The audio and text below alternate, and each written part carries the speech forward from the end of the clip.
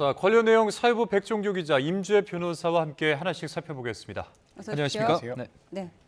일단 지금 대통령에 대한 체포 시한은 몇 시간 안 남은 거죠? 네, 그렇습니다. 일단 오후 9시까지니까요. 이제 얼마 남지 않은 상황입니다. 오늘 안에 이제 구속영장을 청구해야 되는 상황입니다.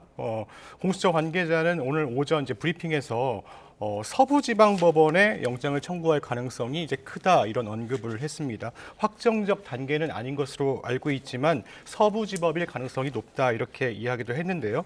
통상 체포영장을 발부받은 곳에서 법원에서 청구하니까 가능성이 높다고 한 겁니다. 앞서 공수처는 두 차례에 걸쳐 윤석열 대통령에 대한 체포 수색영장을 윤 대통령 관저 주소지 관할법원인 서부지방법원에 청구해 발부받았는데요. 하지만 윤석열 대통령 측은 공수처가 기소 권한이 없으니 기소 권한이 있는 서울중앙지검이 기소 관할 법원인 서울중앙지방법원에 청구해야 한다 이렇게 주장하고 있습니다. 구속영장 청구 시간은 아직 이제 미정이라 언급했는데요. 시간이 얼마 남지 않았기 때문에 곧 청구가 진행이 될 것으로 보입니다. 예, 윤 대통령 측에서 줄곧 그 서울 서부지방법원에 영장을 청구하는 게 부당하다 이렇게 지적을 해왔는데 뭐 관련해서 추가로 입장을 낸 게 있습니까? 관련해서 추가로 낸 것은 아직 확인되지는 않고 있고요. 일단 석동현 변호사가 오늘 조금 전에 이제 구금된 윤석열 대통령을 만나고 와서 기자들과 만났습니다. 이후에 석 변호사가 내놓은 입장을 보면요, 대통령이 이제 폭력적인 체포가 가져올 부정적인 여파를 걱정하고 있다 이렇게 말했다고 합니다.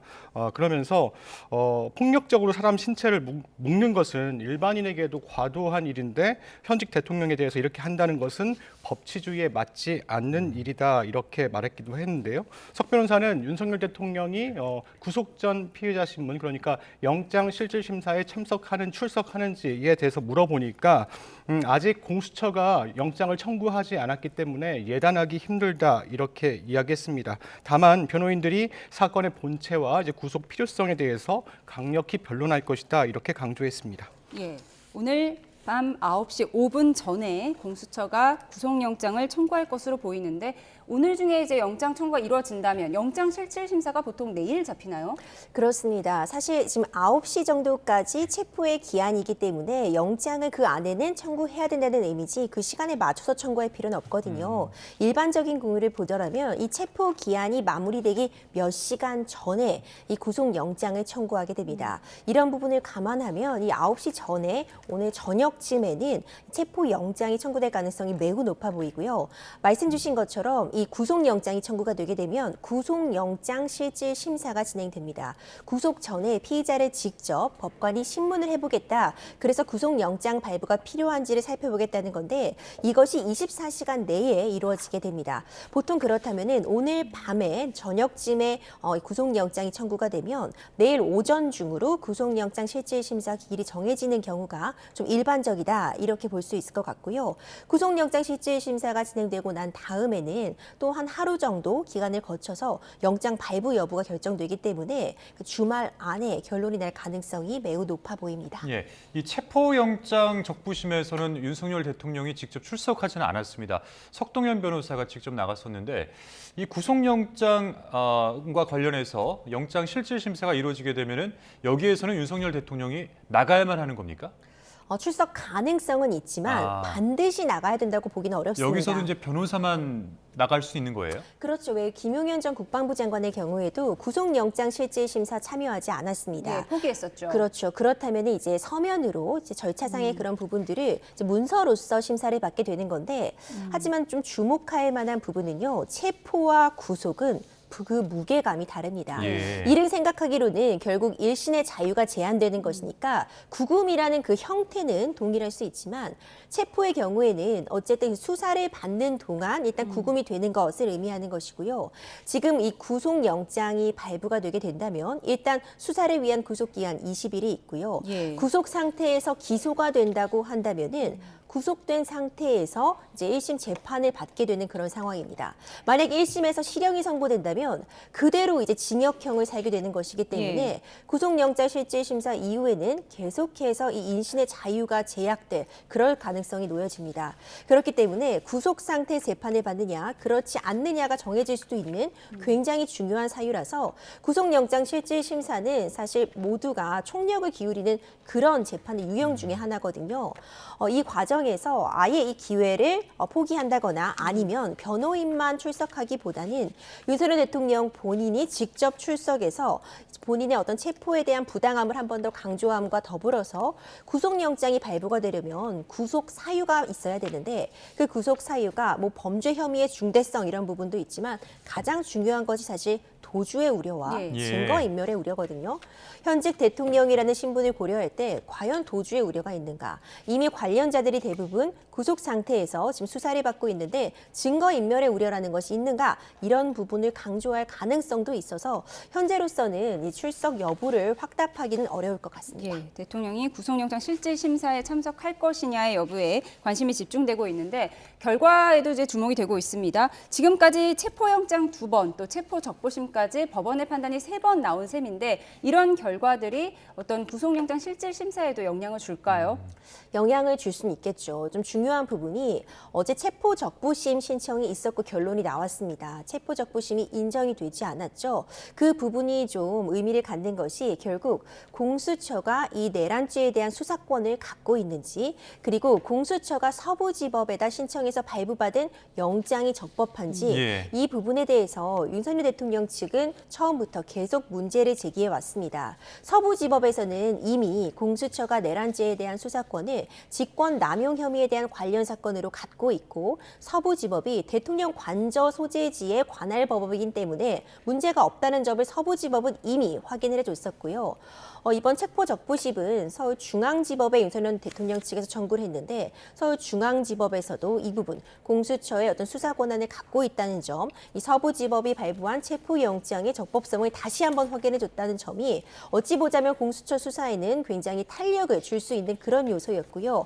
윤석열 대통령 측이 지금 주장하는 논거는 한 번 더 이 부분이 부정되었다는 점에서 앞으로 이제 구속영장 같은 경우에도 공수처는 서부지법에다가 청구할 가능성이 매우 높고 사실상 서부지법에 청구할 것이다라고 평가할 수 있을 것 같고요. 그렇다면 이 부분이 다시 한번 적법성에는 문제가 없다는 판단을 받을 가능성이 높다는 점에 의미가 있을 것 같습니다. 자, 우리 백종원 기자는 이제 매일매일 관련된 내용을 뭐 정리하고 또 취재하고 있어서 그래서 이제 여쭤보는데 우리 백 기자가 봤을 때는 윤 대통령 본인이 직접 출석할 가능성은 어느 정도 있다고 보세요? 그런데 일단 변호인 측에서 나갈지 말지 고민을 하고 있는 상황인 것으로 보여요. 왜냐하면 이제 영장 실질심사에 나간다고 한다면 본인이 구속을 피하기 위한 적극적인 변론을 해야 되는 상황인데 그 모습을 대통령이 본인 직접 나서서 하고 싶은지 이게 가장 사실 의중이 되게 중요한 거거든요. 그런데 지금 계속 수사기관의 어떤 수사와 그리고 영장 집행에 대해서 일단은 계속 거부해 왔거든요. 그렇기 때문에 저희가 예단하기 좀 힘들지만 일단 그런 면에서 보면 나오지 않을 가능성도 있고요. 아니면 이제 구속이라는 어떤 그 무게감이 다르거든요. 체포는 구금돼서 조사를 받는 것이고 구속은 일단 구속영장이 청구가 되고 발부가 되면 20일 동안은 구속 상태에서 이제 어떻게 수사를 받아야 되는 상황이기 때문에 그런 면을 본다고 하면 대통령께서 직접 나와서 이제 본인의 이제 죄가 없다는 점을 이제 소명을 할 것으로 보입니다. 지금 사흘째 대통령은 서울구치소에 수감된 상태고요. 일단 체포영장 시한이 9시 5분, 밤 9시 5분까지니까 그때까지는 무조건 있어야 하는 거고요. 그 이후에 어떻게 되는지 좀 자세히 짚어주시죠. 네, 일단 지금 구치소 생활을 하고 있잖아요, 대통령이. 일단 지금 구인 피의자 대기실에 있는 상황인데요. 윤석열 대통령은 지금 체포된 뒤에 첫날 공수처 조사를 받고 구인 피의자 대기실에서 혼자 지내고 있습니다. 일단 지금 구치소 측 방침에 따라서 대통령 경호원들은 구치소 내 사무청사 이제 대기하고 있는 상황인데요. 일단 공수처가 윤석열 대통령에 대한 구속영장을 청구하고 법원이 심사를 거쳐서 영장을 발부하면 윤석열 대통령은 이제 서울구치소 수용동으로 이제 이동해야 하는 상황인데요. 지금 일단 영장이 청구 안 됐기 때문에 영장실질심사 청구가 되고 영장실질심사가 이루어지면 그 이후에는 이제 대통령은 실질심사를 받은 뒤에도 계속 예. 서울구치소에서 심사 결과가 나올 때까지 대기를 해야 되는 상황입니다. 변호사님, 영장실질심사 같은 경우에는 이제 24시간 안에 이루어져야 된다라고 말씀하셨는데, 그러면 이게 열리게 되면은 기간은 어느 정도 열리게 되는 거예요? 영장실질심사는 보통 이제 다음 날 정도에 열린다고 보통 일반적으로 보면 될 것 같은데요. 영장실질심사의 기간은 사실 사안의 정도에 따라서 달라질 수 있습니다. 충분히 유동적으로 정해질 수 있는 부분인데 이 지금 현직 대통령의 구속영장 청구라는 그 사안의 무게감이 있고요. 중요도 같은 부분을 고려했을 때 사실 영장을 발부하는 입장에서도 굉장히 심사숙고할 수밖에 없거든요. 이런 부분을 감안하면 사실 이제 체포 적부심 같은 경우에도 어제 5시에 이제 심리가 있었고 예. 이제 결론이 11시 정도에 나왔는데 이 심리가 한 2시간 정도 진행이 됐으니까 결론을 내리기까지 4시간 정도 소요가 됐습니다. 이 4시간이라면 짧다면 짧다고 볼 수 있겠지만 보통 체포 적부심 같은 경우 한 2시간 정도 선에서 결론이 나오는 게 좀 일반적이라고 보여지거든요. 그런 부분을 감안하면 시간을 충분히 두고 심리를 했다 이렇게 생각이 되고요.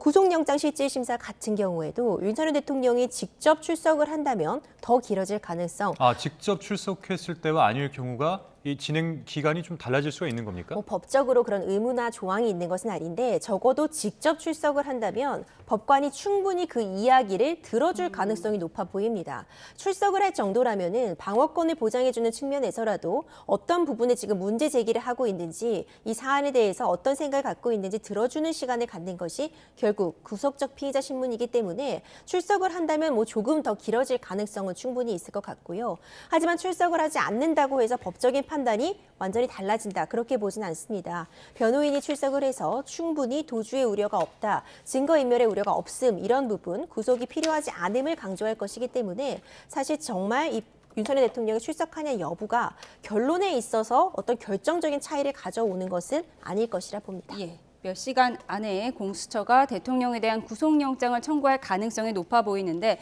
만약 영장실질심사가 열릴 경우에 대통령이 과연 직접 출석할 것인가 이 부분에 대해서 짚어보고 있습니다. 네, 대통령이 지난 15일에 관저에서 공수처로 이동할 때는 경호차를 타고 갔는데 만약 지금 구치소에서 영장실질심사가 이루어지는 법원으로 이동할 때는 상황이 다른가 봐요. 네, 그렇습니다. 일단 체포됐을 때도 사실상 경호 차량을 이용하는 것 자체도 현직 대통령에 대한 예우라고 이제 평가가 나왔거든요. 그런데 이제 영장 실질 심사를 위해서 이제 구치소에서 법원으로 이동할 경우에는 이제 구치소에 입소한 이상 앞으로는 관례에 따라서 법무부의 호송차를 타야 됩니다. 이제 호송 차량에는 다른 사람 없이 교도관과 윤석열 대통령만 탑승할 예정인데요.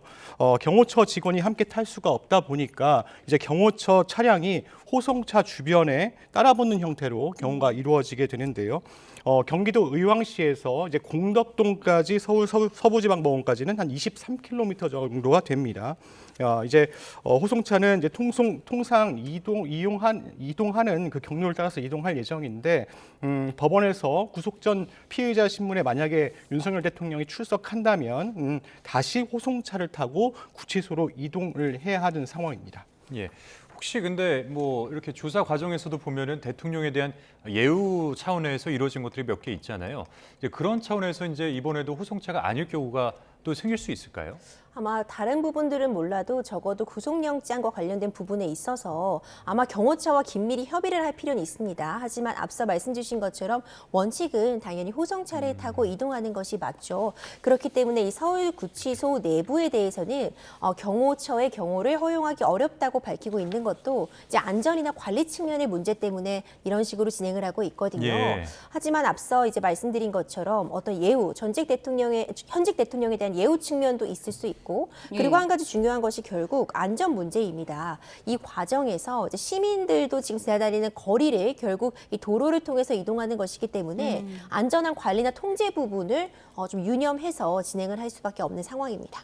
지금은 경호처 직원과 대통령이 다른 건물에 있다고 하더라고요. 그렇죠. 지금 서울구치소 안으로 지금 들어온 상태이기 때문에 사무를 보는 그런 사무동에 경호처 같은 경우에는 그 인원들이 사실 외곽을 지금 경호하고 있다고 볼 수 있을 것 같고요. 서울구치소는 당연히 구치소 자체적인 그런 경호업체, 경호시설을 네. 갖추고 있잖아요. 이 구치소 내부의 경호는 또 구치소 내부에서 맡고 있는 것이라 볼 수 있습니다. 그러니까 실질적인 경호가 이루어지지는 못하겠네요. 그렇다고 볼 수 있겠죠. 하지만 이제 구치소라는 그 장소의 특성을 고려할 예. 때 사실 이제 별다른 경호가 진행되지 않아도 그 안에서 자체의 경호가 있기 때문에. 그렇죠. 충분히 CCTV로 이제 24시간이 감시되는 그런 상황들을 감안할 필요 있을 것 같습니다. 네. 그리고 공수처에서는 기소권이 없지 않습니까? 그렇죠. 그래서 뭐 결과적으로는 이제 검찰로 사건을 곧 넘겨야 하는 그런 상황인 건데 이게 언제 넘어가게 되는 거예요? 지금 이 공수처 같은 경우에는 적어도 이 내란죄에 대해서 직권남용에 관련 사건으로서 수사할 권한은 있지만 지금 이 부분을 기소할 권한이 없는 것은 법적으로도 좀 정리가 된 상황입니다. 그렇다면은 어느 정도 이 수사가 마무리되면 다시 이 사건을 검찰로 넘겨서 검찰이 공소를 제기할 수 있도록 해야 되는 단계인데요. 이것이 딱 법으로 정해진 어느 날까지 검찰로 넘겨라 이런 부분은 없다 보니까 양 두 기관이 협의를 통해서 정할 수 있습니다. 만약 구속영장이 청구가 돼서 발부가 된다면 20일이라는 기간이 생기잖아요. 예. 그렇다면 이제 공수처에서 열흘 정도 수사를 더 진행하고 나머지 열흘 정도의 기간은 예. 검찰이 결국 공소 제기를 위해서는 내실 있는 공소장을 작성해야 되는데 그 공소장 작성에도 어떤 조사라던가 충분한 어떤 검증의 시간이 필요해서 그 정도의 기간은 이제 검찰이 쓰는 것으로 일단 협의가 되어 있는 건데 정확한 일정은 아마 구속영장 청구 이후, 발부 이후에 세부적으로 더 정해질 수 있을 것 이 같습니다. 부분에 대해서 공수처가 이제 입장을 밝힌 것도 있는데 예. 일단 이제 10일 검찰과 10일 구속 수사를 하자 이렇게 이야기했는데 오늘 오전 브리핑에서요 일단 이렇게 얘기했습니다. 영장 발부가 된 다음에 다시 검토하겠다 이렇게 얘기했거든요. 다시 검토하겠다는 거는 그러니까- 검찰과 어느 정도 수사 조율을 할지. 그렇습니다. 예. 그렇습니다. 그렇게 얘기를 했습니다. 그러니까 구속 기간을 10일 나눈 것으로 원칙적으로 협의는 했지만 영장이 이제 청구가 되고 그 다음에 발부가 되면 다시 한번 이제 보겠다. 예. 그 검찰과 협의를 하겠다 이렇게 이야기를 했습니다.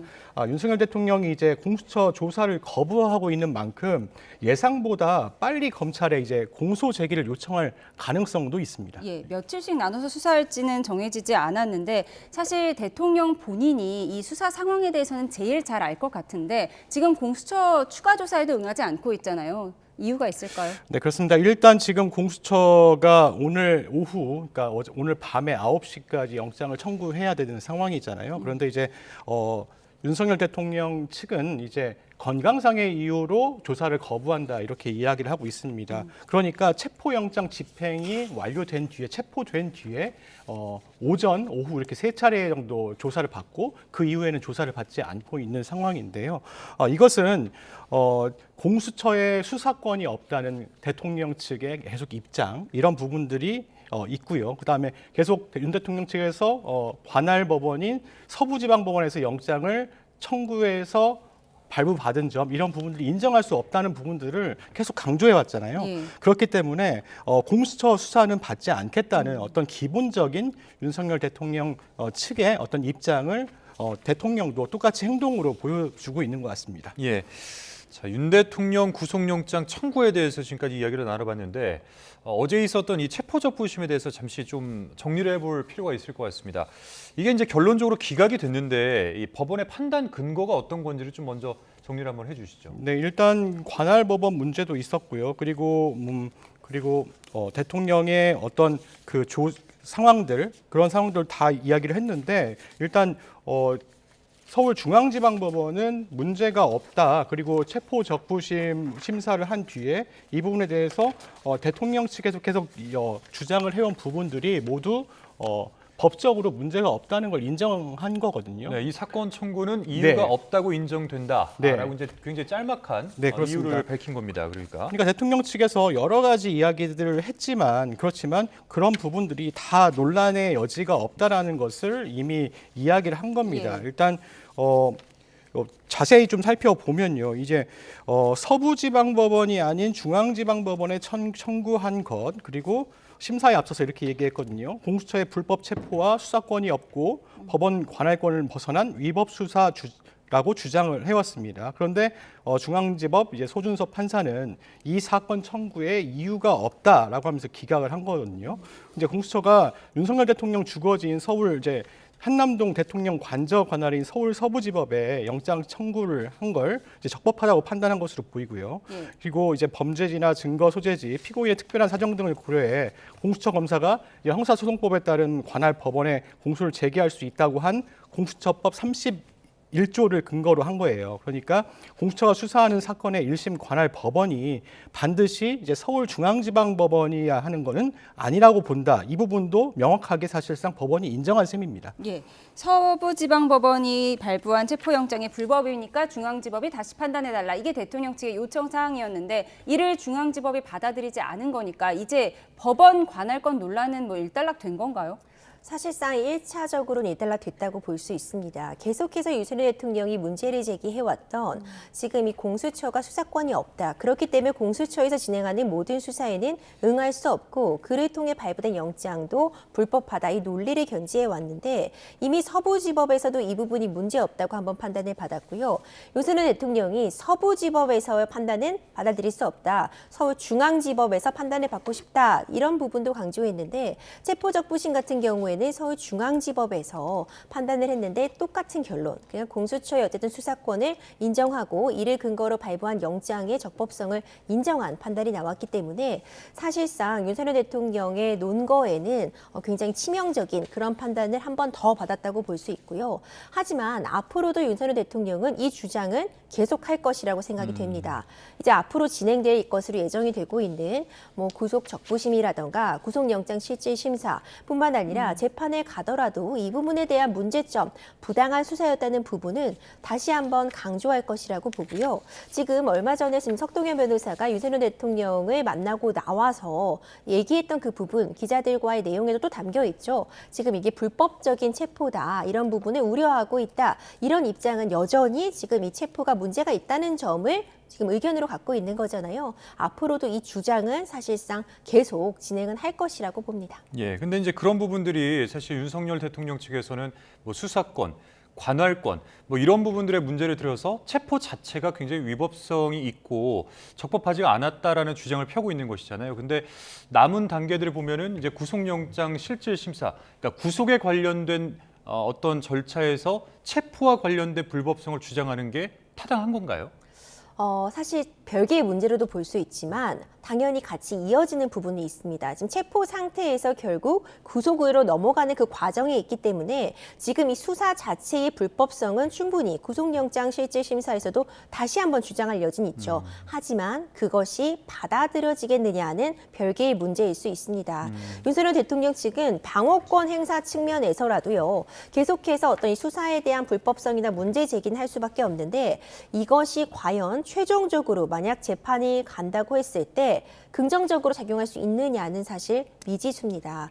대표적으로 지금 윤석열 대통령이 체포된 이후에 공수처의 수사에 대해서도 묵비권, 그러니까 진술 거부권을 행사하고 있고요. 어제부터 추가적인 조사에는 또 응하지 않고 있는 상황입니다. 그리고 첫날 이제 작성했던 조서도 열람이나 이제 서명을 날인을 거부한 부분도 우리가 확인이 됐잖아요. 이제 열람이나 날인을 거부하면 유죄의 증거로서 사용할 수 있는 그 조서가 증거 능력은 있지만 이렇게 수사에 대해서 비협조적이라는 부분은 최종적으로 양형에 있어서는 참작이 될 수밖에 없는 사유고 지금 체포영장이 발부가 되어서 조사가 진행되는데 이 조사에 적극적으로 응하지 않은 이 부분은 구속의 필요성의 하나의 요인으로서 감안은 될 수 있다는 점도 지금 상황에서는 고려할 필요가 있을 것 같습니다. 예. 자, 그런가 하면 윤 대통령에 대한 이 체포영장 집행을 방해한 혐의를 받는 김성훈 대통령실 경호처 차장이 오늘 경찰에 출석했는데요. 오늘 상황 직접 보고 이어가겠습니다. 이 추운 겨울에도 차가운 바닥에서 오로지 자유 대한민국을 위해서 지키기 위해 저렇게 지지하시는 분들을 생각할 때마다 마음이 아프다. 내가 더 기운 차려서 꿋꿋이 자유 대한민국을 지켜내겠다.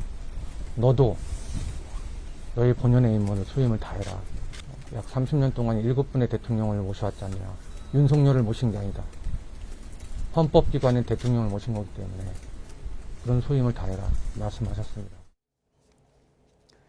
네, 김성훈 대통령 경호처 차장, 원래 지난 15일에 대통령 체포 전에 김성훈 차장을 먼저 체포할 것이다 이런 전망도 나왔는데 협의하에 오늘 이제 출석을 하게 된 거죠. 네, 그렇습니다. 경찰이 2차 체포영장을 집행할 때 사실상 경호처 지휘부를 먼저 제압한 뒤에 윤석열 대통령에 대한 체포영장을 집행하려고 했습니다. 그런데 윤석열 대통령 측의 요청으로 일단 경호처 차장 등은 나중에 경찰에 출석하겠다 이렇게 이야기를 했다고 합니다. 김성훈 대통령 경호처 차장은 오늘 경찰에 출석했지요. 경호처의 강경파로 꼽히는 인물이고요. 그리고 사실상 경호처의 수장인 셈입니다. 박종준 전 처장이 이제 사직했기 때문에 김성훈 대통령 경호처 차장이 직무 대행을 맡고 있었거든요. 앞선 세 차례 경찰 국수본 특별수사단의 이제 소환 요구에 불응해서 체포영장이 발부가 된 거거든요. 오늘 오전 아까 10시 3분쯤에 서대문 국수본 청사에 출석을 했는데 조사실로 들어간 뒤에 바로 체포가 됐습니다. 앞서 말씀하신 대로 지난 15일에 2차 체포영장 집행 당시에 김 전 차장을 먼저 체포할 방침이었지만 대통령 측 요청으로 영장을 일단 집행하지 않았고요. 체포된 뒤에 이제 윤석열 대통령이 체포된 뒤에 경호 업무를 마친 뒤 변호인단과 함께 출석하겠다고 이렇게 약속을 했다고 합니다. 그리고 오늘 출석했는데요. 앞서 보신 화면처럼 출석 전에 이제 취재진과 만나서 8분가량 자신의 입장을 이야기하기도 했습니다. 예. 그 이광우 경호본부장 같은 경우에도 14일 정도의 체포영장이 발부된 것으로 알고 있는데 이 다른 경호처 간부들에 대한 조사는 지금 어떻게 이루어지고 있습니까? 네, 이광우 경호본부장 역시 그 경호처 내에 강경파로 알려진 인물이거든요. 윤 대통령 경호 업무를 마친 뒤에 윤 대통령과 출석하겠다고 약속했으니까 사실 이제 내일 이제 경찰이 소환 통보를 했어요. 내일 오전까지 나오라고 했으니까 나올 가능성이 큰 것으로 보입니다. 그리고 지금 인물이 하나 더 있는데요. 경찰은 이제 김신 경호처 가족부장에게 2차 소환을 통보했어요. 김신 가족부장은 사실상 그 김건희 여사를 지근거리에서 경호하는 임무를 맡은 인물이죠. 2차 소환 통보를 했는데 20일 오전 10시까지 조사를 받으라 이렇게 요구를 했는데 앞서 김 부장은 지난 14일 1차 출석 요구가 있었는데 이에 응하지 않았습니다. 경호처 내에서는 김성훈 경호처장, 이광우 경호본부장이 강경파로 꼽히는 인물이고요. 그리고 박종준 전 경호처장, 김성훈 이제 경호처 차장, 이게 이광우 경호본부장, 이진아 경비안전본부장, 김신 가족부장 등이 이제 경찰에 5명이 이제 입건된 상태입니다. 이 가운데 이제 온건파로 알려진 박종준 전 경호처장과 이진아 경비안전본부장은 이미 이제 조사를 받았죠. 네, 김성훈 경호처 차장은 친구들 사이에서도 서로 생일 축하 노래 불러주지 않냐 이렇게 얘기를 했고요. 사실 뭐 친구들끼리 생일 축하 노래를 불러주는 건 사실인데 지금 경호처 직원이 뭐 대통령에게 이렇게 축하곡을 만들어줬다고 해서 법에 저촉되는 부분이 있을까요? 지금 이 사안 같은 경우는 사실 지금 김성훈 차장이 받고 있는 혐의 특수공무집행 방해와는 좀 별개의 문제라고 볼 수 있습니다. 이 경호 업무를 수행하는 과정에서 이렇게 뭐 생일 헌정곡을 만들었다 이런 부분들이 새로 좀 드러나게 된 것인데 이 부분이 딱 법적으로 문제가 되는 부분은 없을 수 있습니다. 다만 이런 과정을 준비할 때 당연히 비용이 들었을 텐데 그 비용이 혹시라도 그러니까 세금을 통해서 아니면 다른 부분들을 이제 구입한다고 정당한 비용을 지출하는 것처럼 그렇게 꾸며낸 부분이 있다면 그 부분은 이제 공적자금 유용이 문제될 수 있을 것이고 경우에 따라서는 이런 행사에 모두가 다 동원되기를 원하진 않았을 수도 있잖아요. 그 과정에서 뭐 진급상의 불이익을 준다거나 아니면 내부적으로 어떤 강제적인 부분이 있었다면은 그건 직장 내에 어떤 그런 불이익한 처분의 문제로서 문제가 될 여지는 있습니다. 지금 김 차장이 받는 혐의가 특수공무집행 방해 혐의인데 이게 어떤 쟁점입니까? 일단 뭐 무기 사용을 통해서 어떤 2차 윤석열 대통령에 대한 2차 체포영장 집행을 뭐 막았다든지 예. 아니면 물리력으로 어떤 물리력을 가했다든지 이런 부분들이 있는지 여부에 대한 혐의인데요. 이 부분에 대해서 이제 무기 사용 논란과 경호 업무 논란 등 쟁점이 많습니다. 이에 대해서 오늘 이제 이야기를 한 게 경호원들에게 무기 사용을 지시한 적이 없다 이렇게 얘기를 했습니다. 네. 그리고 경호원들은 무기를 상시적으로 휴대한다고 덧붙이기도 했는데요. 이제 그러면서 이제 이 이야기도 했습니다. 그동안 영장 집행에 이제 불응한 것은 수사권이 없는 공수처의 초법적, 불법적 영장에 대해서 바로잡고자 하는 마음에서였다 이렇게 이야기도 대통령 했는데요. 측의 입장과 일맥상통하는 그렇습니다. 거군요. 예, 그렇습니다. 또 유혈 사태가 이제 빤히 보이는 상황에서 이제 출석을 결심했다 이런 이야기도 했습니다. 예. 김성훈 경호처 차장 체포돼서 지금 조사를 받고 있는데요. 관련 속보 들어오면 전해드리도록 하겠습니다. 그런가 하면 12.3 비상계엄 사태 핵심 인물이죠. 김용현 전 국방부 장관에 대한 재판도 열리고 있습니다. 그런데 윤 대통령 측에서 이 계엄 사태 당시 발표한 포고령을 김 전 장관이 잘못 뺏겼었다는 취지로 설명했습니다. 이에 대한 김 전 장관 측 입장 먼저 듣고 대담 이어가겠습니다. 국회 권능을 매개로 해서 국정을 마비시키고 있는 이 상황, 그래서 정치활동의 금지에 대한 내용을 담고 있었기 때문에 그 점에 대해서 어떤 착오도 없었던 것 같습니다. 김용현 장관께서 이제 직접 초안을 작성하셨고 전체적인 검토는 당연히 대통령이 했습니다. 네, 계엄 포고령에 대해서 윤 대통령과 김용현 전 장관 측의 주장이 엇갈리는데 예전에 기자회견에서는 김용현 전 장관 측 변호인들이 뭔가 대통령을 옹호하는 듯한 발언을 했었잖아요. 네, 그렇습니다. 일단 뭐 포고령 같은 경우에는 김용현 전 국방부 장관이 작성하고 대통령이 한번 검토를 한 뒤에 이제 나왔다 이렇게 이야기를 했는데요. 윤석열 대통령 측은 비상계엄 당시 발표한 포고령 1호는 김용현 전 장관이 잘못 작성한 것이다 이렇게 취지로 2차 답변서를 헌법재판소에 제출을 했습니다. 이제 포고령 1호는 김 전 장관이 종 전 대통령에게 국회 해산권이 있을 당시 예문을 그대로 베껴온 것이라고 적은 것으로 이제 전해지고 예. 있는데요. 예. 그러면서 모든 절차를 평화적으로 신속히 진행하고 국회 해산의 결의를 종료하려 했던 것이다 이렇게 이야기했는데요. 문구의 잘못을 이제 부주의로 간과한 것이다 이렇게 해명하기도 했습니다. 이에 대해서 김 전 장관 측은 뭔가 착오가 있었던 것 같다 이렇게 입장차를 보였는데요. 김 전 장관 변호인은 최근에 있었던 재판에서 이렇게 기자들과 만나서 이렇게 얘기했습니다. 정당하게 작성된 포고령이다. 그리고 김 전 장관이 초안을 작성했고 전체적인 검토는 윤석열 대통령이 했다. 이런 입장에 변화가 없다. 이렇게 이야기를 했습니다. 논란이 일자 윤석열 대통령 측이 또 입장을 냈는데요. 김 전 장관을 탄핵 심판 변론기일에 증인으로 불러서 포고령 작성 과정에 관련한 구체적인 내용을 이제 밝히겠다 이렇게 이야기를 했습니다. 헌법재판소는 이제 김 전 장관을 증인으로 채택을 하고요. 추후 열리는 윤석열 대통령의 탄핵 심판 기일에 증인 신문을 진행하기로 했습니다. 그럼에도 이 비상계엄의 정당성은 두 명 다 지금 주장하고 있는 바죠? 네, 그렇습니다. 윤석열 대통령은 이제 체포 직후에 이루어진 공수처 첫 조사에서 개괄적으로 비상계엄에 대한 정당성을 밝혔다고 합니다. 또 내란죄가 성립하지 않는다 이렇게 입장을 강조했던 것으로 보이는데요. 이것은 윤석열 대통령 측이 이제 밝힌 내용입니다. 김 전 장관 측은 첫 변론 준비 기일에서 사법부의 대통령의 정치 행위를 판단할 이제 권한이 없다 이렇게 주장을 했습니다. 그러면서 비상계엄 이야기를 했는데요. 비상계엄 선포는 대통령의 전속 권한으로 사법 심사 대상이 되지 않는다 이렇게 언급을 했습니다. 이어 이제 검사가 대통령의 헌법상 권한과 정치적 판단에 대해서 옳고 그르다 판단하는 것 자체가 말이 되지 않는다 이렇게 이야기를 했습니다.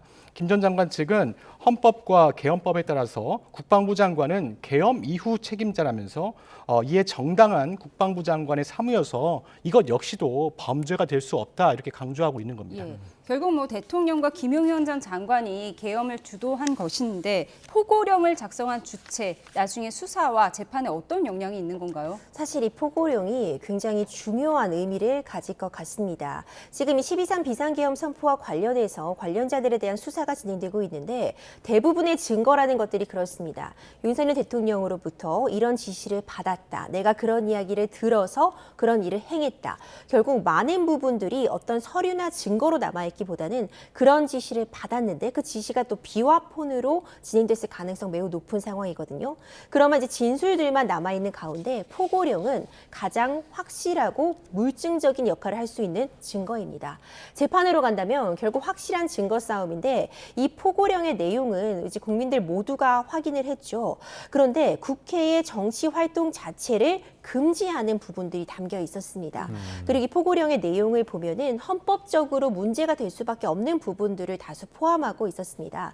이 비상계엄은 이 대통령이 헌법상 권리라고 하더라도 이 국회에 해상권을 부여하고 있기 때문에 어떤 법치 국가 안에서 이것이 일어날 수 있는 것인데 국회가 무력화된다면은 해제할 수 있는 권한을 행사할 수가 없잖아요. 그런 부분들, 그러니까 헌법적으로 문제가 될 수 있는 만한 부분들이 포고령에 담겨 있었고 이것은 이미 이 포고령은 전 국민에게 공개가 되었기 때문에 가장 확실한 증거로서 남아 있어서 이 부분에 대해서 이것이 문제가 있는데 누가 책임을 질 것인지가 정해져야 되거든요. 그래서 적어도 포고령 작성의 주체라면 사실 이 문제가 있는 포고령에 대해서 책임을 져야 되는 1차적인 당사자가 되기 때문에 김용현 장관이 이제 작성을 했다고 한다면 과연 윤석열 대통령이 사전에 이 부분을 인지하고 있었는지 내지는 함께 이 부분을 논의하고 작성한 것인지가 사실상 이번에 이 12.3 비상계엄이 내란죄로서 문제가 된다면 책임의 주체나 책임의 공방을 정하는 데 있어서 굉장히 중요한 역할을 할 수 있습니다. 그러면 이 포고령 1호 내용을 보면 뭐 여러 가지 내용들이 담기지 않았습니까? 그러면